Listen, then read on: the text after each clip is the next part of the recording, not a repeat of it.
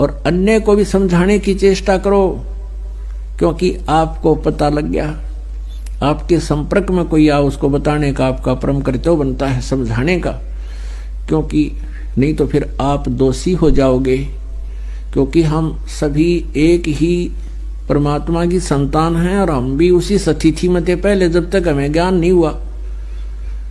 और फिर ये साधना ना मिलने से, ये भक्ति ना मिलने से, परमेश्वर की शरण ना मिलने से हमारे ऊपर कितनी आपदाएं आनी थी, उससे भी आप परिचित हो जाओगे। तो फिर आप सबको बताने की चेष्टा करो। को मानने ना मानने वो कोई बात नहीं, आपका कर्तव्य बना है एक बार उसको एक बार छेड़छाड़ जरूर करे, उसने समझाने की चेष्टा करे और भक्ति बताओ आप प्रेम से। चाहे वो आपको बुरा भी बोला, काली नहीं माने, आपका फर्ज पूरा हुआ, आपने उसको परमात्मा का संदेश व चिट्ठी दे दी। अब वो माने ना माने वो फिर खुद जिम्मेवार है। आगे जाके जब ये प्राणी यहां संसार छोड़ कर जाता है तो उस संसार छूटते उसका सारी बात याद आ जाती है, तू के उद्देश्य से लेकर आया था संसार में और अब कर के रहा था। अब धर्मराज के यानी न्यायाधीश के पास जाकर तो उसको खड़ा कर दिया जाता है। अब न्यायाधीश पूछता है कि बोल भाई, देखा तेरी गठड़ी खोल, क्या कमा के लाया तू। वो तो उसके पास वो भी होता है सारा कुछ, तो उसको पता चल जाता है कहा मुझसे भूल होगी। अब वहां ये प्राणी एक बात कहता है, ये क्या कहता है कि हे भगवान, वहां जाके हमें भूल पड़गी। क्योंकि जब ये प्राणी संसार में आता है उससे पहले इसको सब जो है बता दिया जाता है कि तू पीछे भी बहुत जन्म बिगाड़ चुके हैं मनुष्य के, और अब क्या फिर तेरा दाव लगा है अपनी सत साधना करना, परम संत की खोज करना और शास्त्र अनुकूल साधना करके अपना जीवन सफल करना। तो ये यही सोच कर आता है, माँ के गर्भ में भी इसको याद रहती है, हे भगवान इनका गलती बनी सो बनी, आगे कभी गलती नहीं करूंगा, आपकी भक्ति करूंगा, एक बार मुझे इस गंध से निकाल दो, माँ के गर्भ से बाहर कर दो। तो वहां तो इसको याद थी, जब ये यहाँ आया तो तीनों गुणों का एकदम प्रभाव हो गया, त्रिगुणमयी माया का, ये फिर भी अचेत हो गया। तो इसको नए सिरे से जो जैसी पढ़ाई पढ़ा देता है उसी तरह शुरू कर देता है। तो फिर परमात्मा अपने सिर पर अब भार नहीं रखते, अपने सिर उलाना नहीं रखते, वो भी किसी ना किसी माध्यम से कोई संदेश उस तक पहुंचवा कर छोड़ते हैं। अब जगह जगह चैनलों पर चल रहा है, पुस्तक बांटी जा रही है, भगत बहन भाई आपस में जो मिलने वाले उनसे भी चर्चा कर रहे हो, तो उस तक संदेश पहुंचा दिया आपने।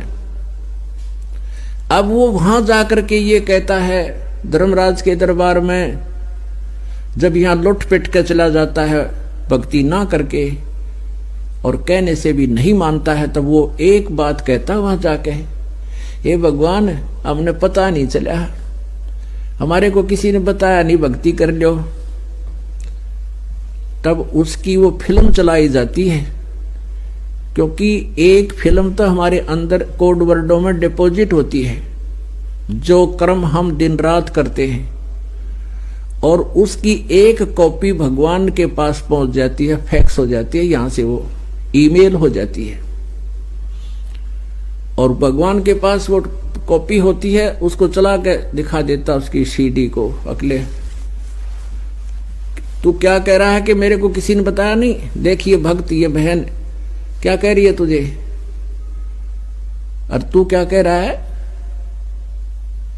कि किसने देखा भगवान, मेरे पास समय नहीं है। तो फिर वो नीची गर्दन कर लेता है, हाँ परमात्मा कहा तो था इसने। तो पुण्यात्मा ना तो आपका सिर उलाना रहे, भगवान भी इस बात में उड़ाने में नहीं आता। अब चेष्टा करो मनाने की कि उसके ऊपर पहाड़ टूटेगा, तो परमात्मा वहां से भेज देता है कि चल नरक में जा तू। तो इस प्रकार ये प्राणी वहां जाकर समझ पाता है कि मेरे से गलती बन गई। तो फिर क्या बने भाई, अच्छे दिन पाछे गए और गुरु से किया ना हेत, अब पछतावा क्या करे, या तो चिड़िया चुग्गी खेत। तो पुण्यात्माओं आपका सौभाग्य है कि आपको परमात्मा का यूं मार्ग मिला।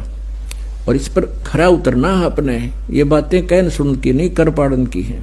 अब फिर एक प्रसंग चला था कि सतगुरु शरण में आने से आई टले बला, और जब भाग्य में मृत्यु दंड हो, सूली हो, वह कांटे में टल जा। पहले मृत्यु दंड दिया करते थे, एक गोल चक्कर सा होता था और उसके बीच में एक सुराख होता था, और उसके ऊपर उस व्यक्ति को बांध दिया जाता था गोल चक्कर के ऊपर, और उसके नीचे सुराख से एक भाला निकलता था बहुत तेज नोक वाला, और उस व्यक्ति को वहां विवश कर दिया जाता था, उस बांध दिया जाता था। और जब तक वो धीरे धीरे उसको छोड़ दिया जाता था, अपने प्रेशर से अपने आप नीचे आता था। व्यक्ति तो हल टहल सकता नहीं था, और वो भाला उसके नीचे से और धीरे धीरे धीरे धीरे सिर में से निकलता था। उसको सूली तोड़ना कहते थे। वो मृत्यु दंड ऐसे दी जाती थी। तो यहां परमात्मा कहते हैं कि संत शरण में आने से आई टले बला, और जय मस्तक में सूली होवा काटे में टल जा। आपने ऋग्वेद मंडल नंबर 9 और सूक्त नंबर 1 का मंत्र 8 और 9 में बहुत बार दिखाया है, फिर आने पर समय आने पर दिखाएंगे। उसमें क्या लिखा है कि वो परम अक्षर ब्रह्म पूर्ण परमात्मा, ये वेद ज्ञान दाता भी वही है जिसने गीता ज्ञान दिया। ये सरपुरुष है।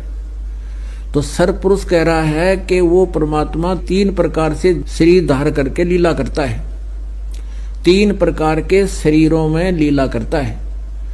एक रूप में तो वो सतलोक में रहता है, ऊपर के लोकों में, तीनों लोक, 4 लोकों में, सतलोक, अलखलोक, अगमलोक और अकैलोक में। वहां तो उस परमात्मा के शरीर की इतनी शोभा है जैसे एक रोमकूप में करोड़ सूर्य मिला दे, करोड़ चंद्रमा, तो भी परमात्मा के एक रोमकूप की रोशनी अधिक है।